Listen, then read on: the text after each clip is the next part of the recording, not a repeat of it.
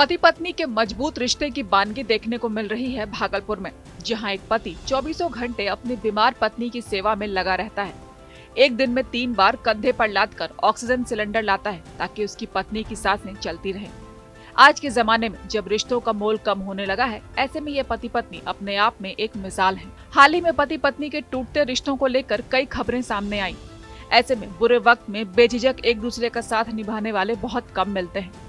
भागलपुर के कहलगांव अनुमंडल के एक छोटे से गांव रसलपुर के विजय मंडल जिस तरह पिछले 4 सालों से अपनी बीमार पत्नी की सेवा कर रहे हैं, वो सबके लिए प्रेरणा हो सकती है।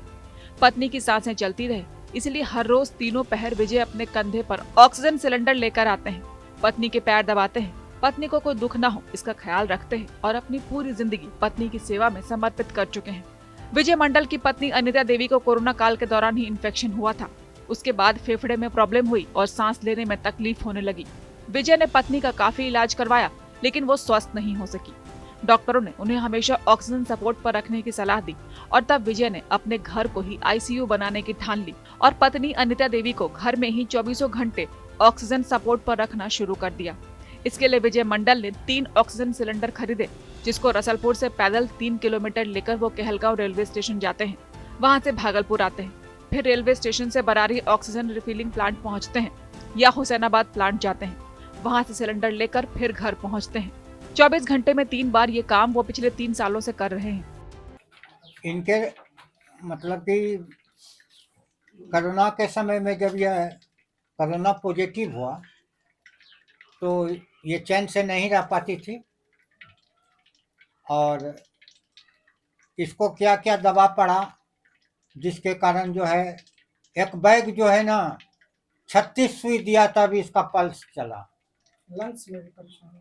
हाँ, लंग्स में बोला कि इसके लंग्स में भी बहुत मतलब कि हाँ इन्फेक्शन है, इसीलिए न बोल रहे हैं कि कोरोना पॉजिटिव हो गई थी। अच्छा, कहाँ कहाँ दिखवाए इनको? इसको तो हम मायागंज में भी दिखाए, बहुत जगह प्राइवेट में भी दिखाए और दिल्ली एम्स में दिखाए, सफदरजंग में दिखाए और इस तरह से हम बहुत परेशान हुए और अभी भी परेशानी में हैं। ऑक्सीजन सपोर्ट पे। हाँ, और मेन चीज है कि अभी जो है 2 साल से तो कंटिन्यू, 4 साल से तो चल ही रहा है, लेकिन 2 साल से हम माने भागलपुर से कंटिन्यू ऑक्सीजन एक दिन में 3 बार लाते हैं, यानी कि 3 बार जाना और 3 बार आना, और वह भी कंधे पर लाते हैं।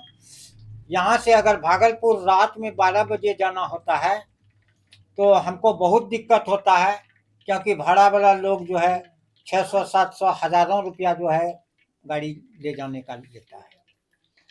और ट्रेन में धक्का। हाँ, ट्रेन में इतना धक्का खाते हैं कि मत बोलिए, ऐसा लगता है कि आज जान जाएगा कि कल जान जाएगा या अभी जान जाएगा, कोई पता नहीं चलता है। रास्ते में मुझे लोग कहते हैं कि भैया कब तक ऑक्सीजन पर रखिएगा, तो हम बोलते हैं कि हमको 40 साल भी अगर अपनी पत्नी के लिए, एक जीव के लिए, एक बच्चे की माँ के लिए अगर हमको कष्ट सहना पड़े तो हम पीछे नहीं हटेंगे, क्योंकि बाला और बिहला की कहानी आप जानते हैं, वैसे सती और सावित्री की भी कहानी जानते हैं।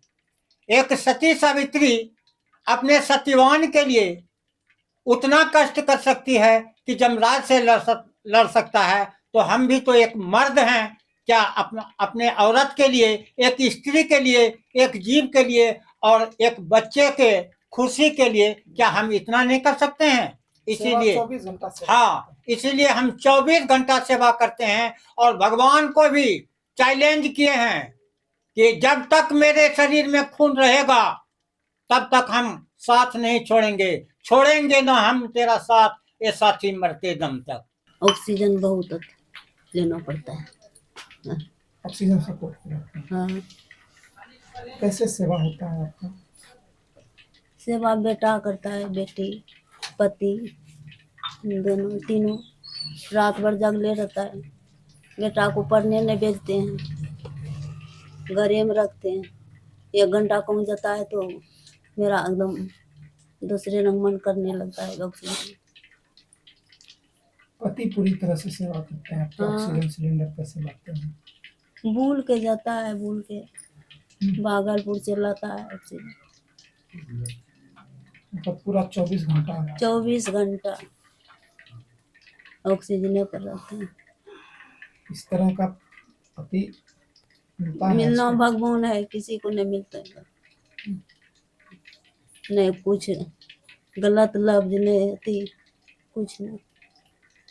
आज तक कभी कुछ नहीं बोले? नहीं, चाहिए पे कर्ज भी लिए होंगे शादी के लिए? बहुत रखे थे। कर बहुत 10 लाख हो गया है कर्ज। बेटी की शादी के लिए? हाँ 10 लाख खर्चा, 10 लाख 10 लाख तो सर खर्चा हो गया हम्म। शादी के लिए, बेटी के लिए रख के। अभी मतलब बेड पे ही आप सब कुछ रखा? हाँ सब कुछ, कभी नैरा से, कभी बहन से, कभी कर्जा भी लेते हैं। अब कमाने वाला नहीं है ना, एक दुकान है छोटा मोटा। इसका तो पहले राशन कार्ड नहीं था, हमने राशन कार्ड बनवा दिए। उसके बाद प्रधानमंत्री का जो यह कार्ड का जो आयुष्मान कार्ड का था वो भी है।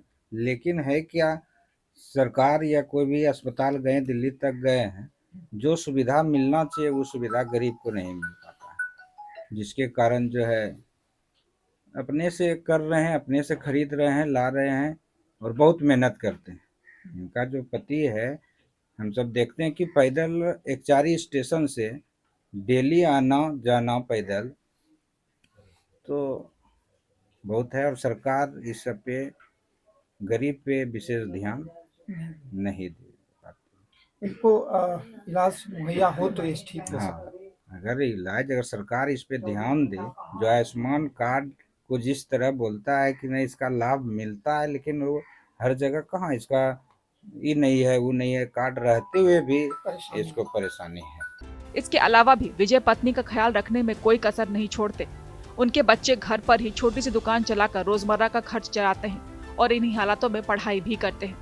विजय मंडल सरकार से भी पत्नी का इलाज करवाने की गुहार लगा रहे हैं। अगर विजय को सरकारी मदद मिल जाए तो यकीनन बेहद खुशी की बात होगी। भागलपुर से शिवम की रिपोर्ट।